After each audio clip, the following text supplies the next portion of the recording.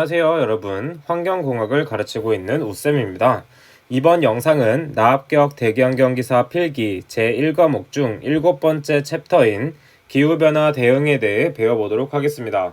기후변화란 수십 수백 년 동안 점진적으로 변화하는 것으로 지구 내부의 힘에 의해서 혹은 산업발전과 같은 인간들에 의해 기후가 변하는 것을 뜻합니다.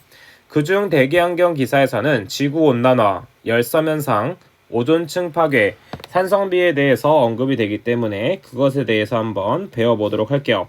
자, 먼저 지구온난화에 대해서 배워보도록 하겠습니다. 지구온난화는 1972년 로마클럽 보고서에서 처음 공식적으로 지정되었으며 TV에서도 많이 언급되었기 때문에 우리가 많이 들어왔던 부분입니다.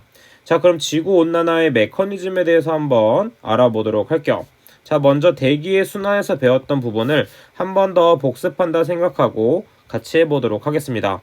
자, 태양에서는 아주 강렬한 파장인 단파 복사가 나오게 됩니다. 자, 이때 태양 복사 에너지인 단파 복사는 오존층의 일부는 반사가 되지만 일부는 통과하여 지구인 지표에 도달하게 됩니다. 그리고 이 부분은 오존층.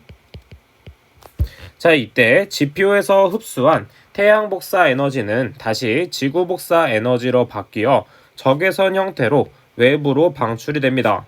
하지만 대륙권과 성층권에 존재했던 온실가스의 흡수가 되어 지구 내부로 다시 방출하게 되는 것입니다. 따라서 원래 나가야 됐던 이 온도가 다시 지구로 돌아오게 되면서 기온이 상승하게 되는 것이죠. 그렇게 됨으로써 지구온난화가 가속화되고 있는 것이었습니다. 자, 이때 그럼 온실가스에는 무엇이 있는지 한번 체크를 해보도록 하겠습니다. 온실가스에는 대표적으로 CFC, 프레온가스, 그 다음에 할론가스, 그 다음에 아산화질소, 메탄 등이 있습니다. 자, 이 온실가스에 의해서 이렇게 지구온난화가 가속화되고 있는데 시험에 자주 출제되는 부분은 지구온난화 지수인 GWP입니다. 자, 그럼 GWP에 대해서 한번 알아보도록 하겠습니다. 지구온난화 지수.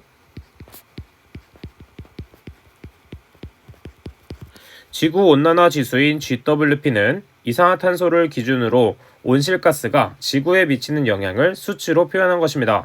그 중에 가장 큰 것은 육불화황, 그 다음에 과불화탄소, 그 다음에 수소불화탄소, 그 다음에 아산화질소, 메탄, 이산화탄소 순입니다. 자, 이 지구온난화 지수는 크기 비교하는 것에 대해서 시험에 잘 출제되기 때문에 해당 부분과 지구온난화의 메커니즘을 반드시 암기를 해주시는 게 중요합니다. 자, 그럼 다음으로 오존층 파괴에 대해서 한번 알아보도록 하겠습니다.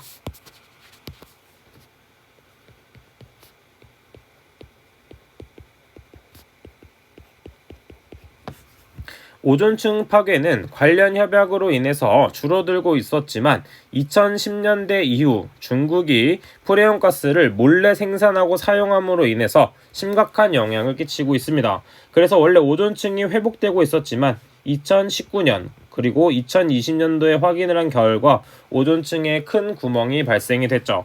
자, 그럼 오존층 파괴의 메커니즘에 대해서 한번 알아보도록 하겠습니다.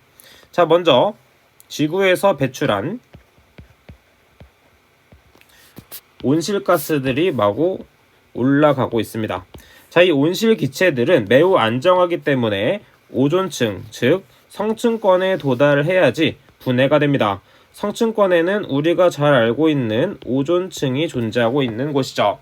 자, 이때 성층권에 왜 분해가 되냐면 성층권에는 강렬한 단파 복사인 자외선이 들어옵니다. 자외선이 들어오기 때문에 분해가 발생되는 것이에요. 자, 먼저 성층권의 오존이 어떻게 형성되는지 한번 알아보도록 하겠습니다. 자, 그래서 먼저 생성 부분입니다. 자, 오존층은 어떻게 생성이 되냐면 산소 분자가 자외선과 만나게 됩니다. 자, 그래서 순간적으로 분해가 되는데 산소 원자 2개로 분해가 됩니다. 이때 파장은 242나노미터보다 좀 작다 정도만 알고 있으면 되고, 이때 산소 원자와 산소 분자가 만나게 돼서 오존이 형성되게 되는 것입니다.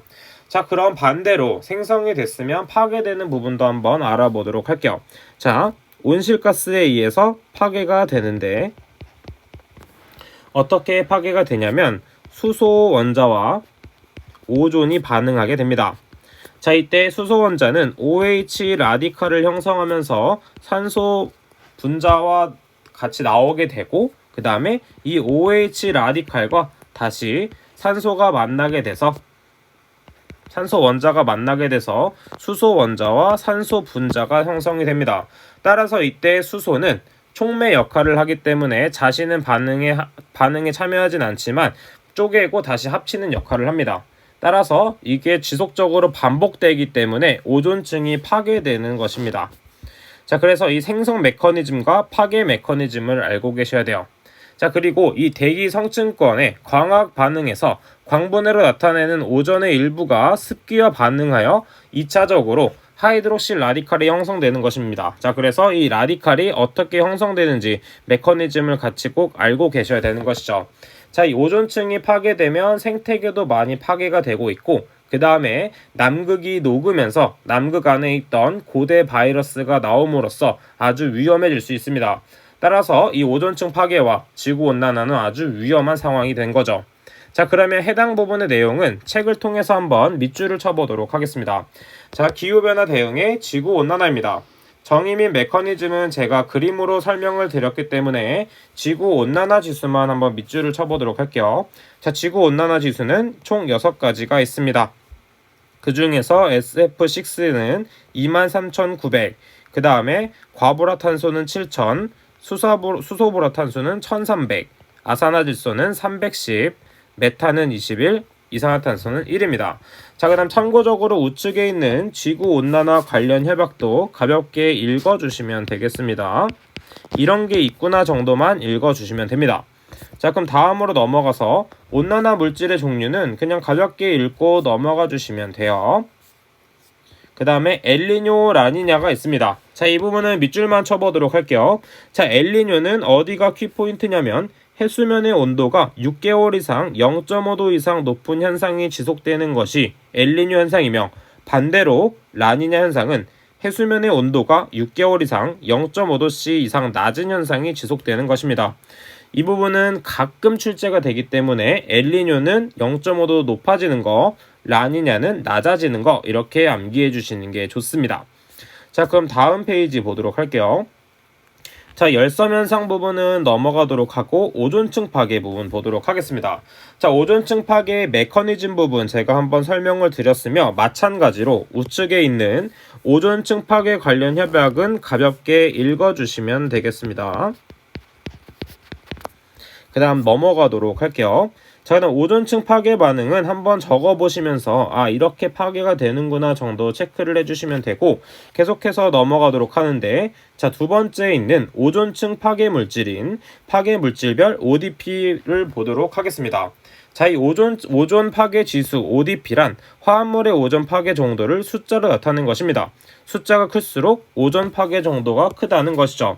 자, 그래서 기준은 CFC11을 기준으로 하면서 가장 큰 물질은 할론 1301이며, 그 다음 많이 출제되는 것도 사염화탄소 같은 게 많이 출제가 됩니다.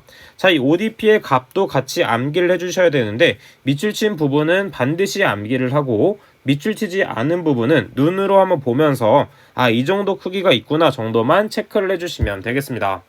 자, 그럼 다음 페이지 계속 보도록 할게요. 자, 표기 방법은 직접 한번 해보시면 되고, 만약에 잘 안된다 하시는 분들은 카페에 글을 올려주시면 제가 한번 더 설명을 해드리도록 하겠습니다.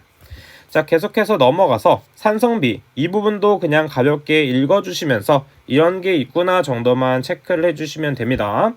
자, 그 다음 마지막 챕터인 대기오염 사건입니다. 자, 대기오염 사건에서는 어떤 것이 중요하냐면 대기오염 사건의 발생 순서를 암기하셔야 되고, 그 중에서도 런던 스모그와 LA 스모그에 대한 현상만 암기를 해주시면 됩니다. 자, 그럼 밑줄만 치고 넘어가도록 할게요.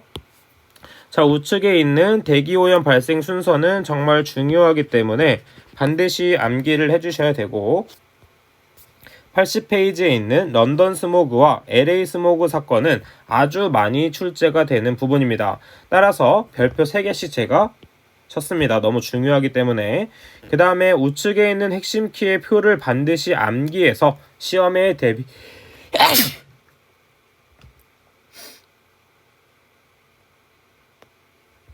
자, 우측에 있는 표를 참고해서 반드시 시험에 대비를 해주셔야 됩니다. 자, 각각 어떤 특성이 있는지 암기를 해주시면 돼요. 자, 해당 부분은 단순 암기하는 것이기 때문에 그냥 넘어가도록 하겠습니다. 자, 이렇게 제1과목 대기오염 개론은 여기까지 하도록 하겠습니다.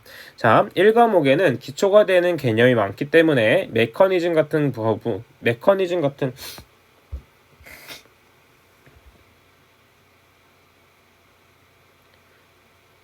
자, 그럼 우측에 있는 런던과 LA 스모그를 비교하는 표는 반드시 암기를 해주셔야 됩니다.